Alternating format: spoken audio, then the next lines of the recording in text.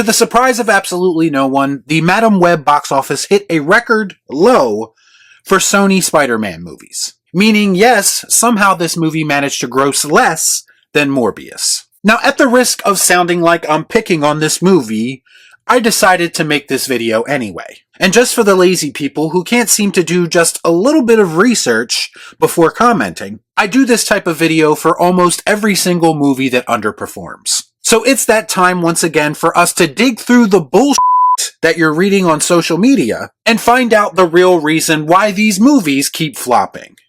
Let's discuss. I watch so you don't have to. All I'm offering is the truth, nothing more. So Madame Web officially broke a 22-year Sony Spider-Man box office record during its 6-day opening extended weekend. According to Variety, the film has grossed $25.8 million domestically over the 6 days, and $17.6 million during the typical 3-day opening weekend. It is now officially the worst opening in the history of the Sony Spider-Man universe. You serious? Now, of course, as with every major flop that we've seen recently, there are a lot of people online right now looking for someone to blame. A lot of the blame seems to be placed on the somewhat questionable marketing strategy that this film had leading up to its release. Complete with a terribly constructed and oftentimes misleading trailer, as well as a series of awkward interviews conducted by the cast of this film. From the moment that this trailer dropped, people were instantly making fun of this movie. And to me, that speaks a lot to the dying art of constructing compelling trailers as a way of selling this movie to the public.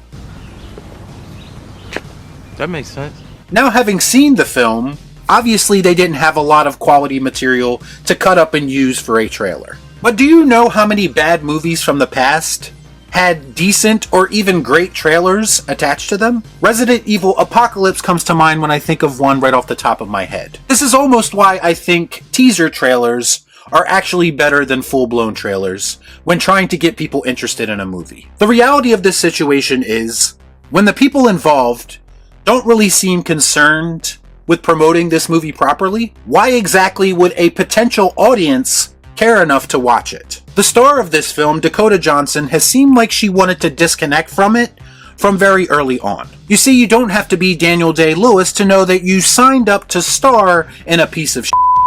Whoopsie daisy! She actually called it kind of like if AI generated your boyfriend's perfect movie on an SNL monologue. If that doesn't sell you on this movie, then I don't know what will. She knew what the final product would look like, and she is very much giving off the impression that she no longer gives a shit. For reference, she recently hired new representation to help her pick better roles in the future based on her experience with this film. And then we have Sydney Sweeney, who basically shouldn't even have been in this movie at all based on how they used her. She apparently fought to have her character in the film be portrayed more comic accurately. Sydney Sweeney is telling Sony how to make their comic book movie better. Let that sink in. And all of this and more were tidbits of information we already had prior to this film being released to the public. So I think it's safe to say that marketing did not help this film whatsoever. Congratulations, you played yourself. Now, the other excuse I've been hearing, oddly enough, sounds more like a troll than anything, but I'm going to address it anyway. What we have are a lot of people saying that this film failed because it has female leads. Now, I'll be the first to admit that the way that modern Hollywood uses female leads typically in films might have programmed the audiences into believing that films like this really aren't worth their time. But to say that audiences do not care for female-led films overall, that I think is disingenuous. We have many examples of well-written and well-presented female-led movies performing well. So anyone who is saying that is probably just looking for attention more than anything. Interestingly enough, I haven't heard the other side of that argument much when people are talking about this film. When people sometimes like to blame misogyny for the reason that female-led films are underperforming. Based on the females in this movie, I would say it's a pretty good chance that males are the ones who would be most interested if there's anyone. She got a great ass!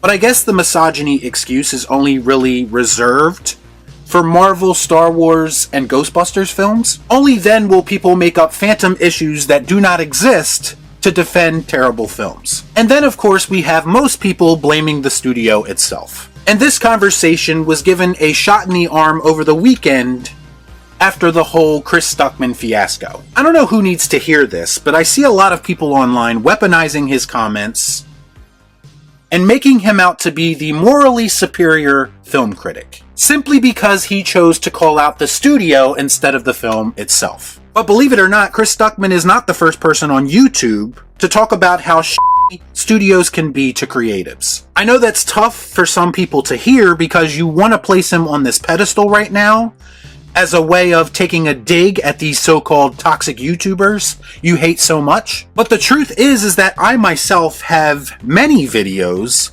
about the shady practices and meddling nature of studios when it comes to major Hollywood films. The truth is that you don't have to be an industry insider or a director yourself to come to the conclusion that movie studios typically have no idea what they are doing, and they typically make things a lot harder on creatives than they need to be. There are many stories and articles written about this on a daily basis that a lot of people choose to ignore. Or worse, I've seen people actually making excuses for the studio, at least until this weekend. I would see people call creators toxic and haters for calling out the same exact thing that Chris Stuckmann called out over the weekend. But when he does it, he's a hero. Do you see the hypocrisy that's going on here? Me, right?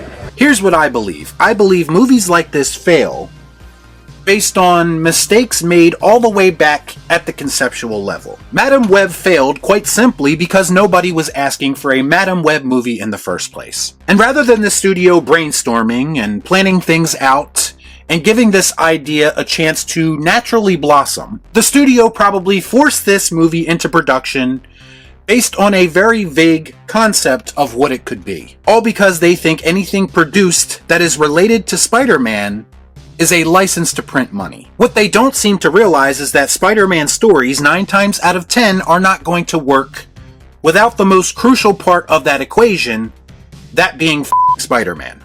You're pathetically predictable. Whoever decided in the first place that the public would accept Spider-Man spin-offs featuring C-list characters needs to be held accountable today. They thought that because Venom worked financially, that they could apply this same logic to all the characters they own. But it doesn't work that way, especially in this era, where audiences are growing tired of formulaic, manufactured, and uninspired films. Is it possible that the creative team could have made something better if Sony was not breathing down their neck constantly?